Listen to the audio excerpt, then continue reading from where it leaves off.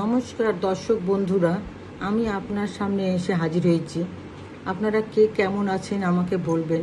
আমি খুব ভালো নেই, খুব মানসিকভাবে ভেঙে পড়েছি। আরজি করের ঘটনাটা নিয়ে আমি খুব ভাবনা চিন্তা করেছি। রাতের বেলায় আমার ঘুম হচ্ছে না। নারীদের ওপর এইভাবে যে পাশবিক অত্যাচার আর আমি সহ্যও করতে পারছি না।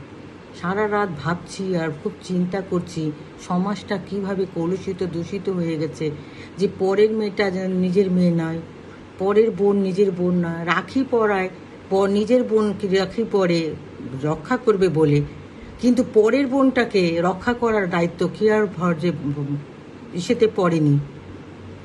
পরের বোনটাকে নিজের বোন ভাবতে পারছে না, পরের মেয়েকে আপন ভাবতে পারছে না। এত নোংরা পাশবিক মানবিকতা নিয়ে এইভাবে সমাজ কি এগিয়ে যেতে পারবে? অগ্রগতির পথে যেতে পারবে? এই শিক্ষা নিয়ে যদি সমাজ চলে তাহলে কিভাবে সমাজে অগ্রগতি হবে, উন্নতি কি করে হবে?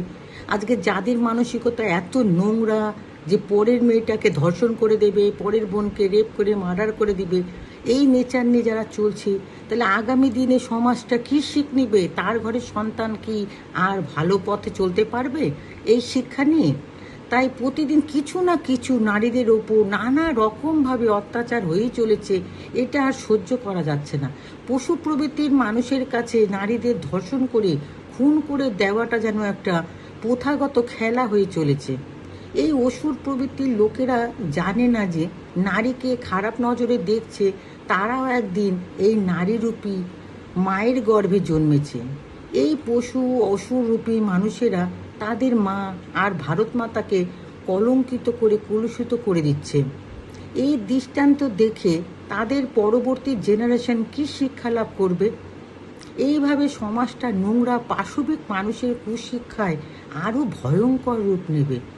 তাই বলছি, প্লিজ দয়া করে অনুরোধ করে বলছি, আর যাদের এরকম নোংরা মানবিকতা আছে তারা নিজেদের মনকে ধুয়ে মুছে পরিষ্কার করে ফেলুন আর সমাজকে সুশিক্ষায় অগ্রগতির পথে নিয়ে চলুন, যাতে উন্নতির দিকে সবার মনে উন্নতির চিন্তাধারণা থাকে। মানুষকে উপকার করব, পরের মেয়েকে নিজের মেয়ে ভাববো, পরের বোনকে নিজের বোন ভাববো।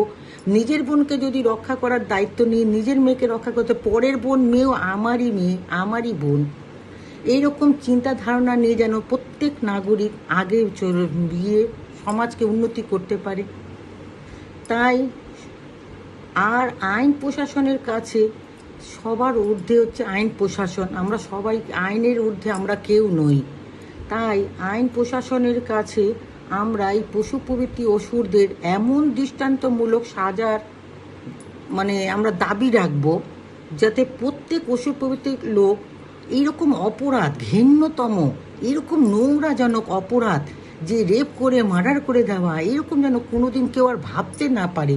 কোনোদিন কারো সন্তানের প্রতি নজর যেন দেখতে না পারে। কে কি ড্রেস পরলো এটা আপনাদের দেখার ডিউটি না। কে যার মনোবৃত্তি সে নিজে নিজে ড্রেস পরবে, মেয়েরা কি ড্রেস পরলো তা নিয়েও কালচার কেন? এসব নোংরামি থাকবে কেন? ও তার নজরে সে ড্রেস পরতে পারে, আপনারা ওই নজরে দেখবেন কেন? নিজের মেয়ে ভাবতে পারেন না? নিজের সন্তান, নিজের বোন, নিজের মা ভাবতে পারেন না কেন? এসব নজর থাকবে কেন? ও কি ড্রেস পরলো আপনি ওই নজরে দেখছেন কেন? আপনার মেয়ে ভাবতে পারলেন না? আপনার বোন ভাবতে পারলেন না?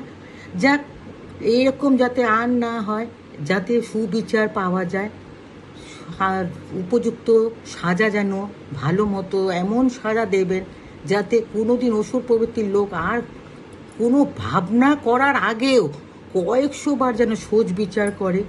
সবাইকে ভাবতে হবে শুধু নিজের মেয়ে, নিজের বোন নিজের, আর পরের বোন, পরের মেয়ে, পরের মা নিজের না।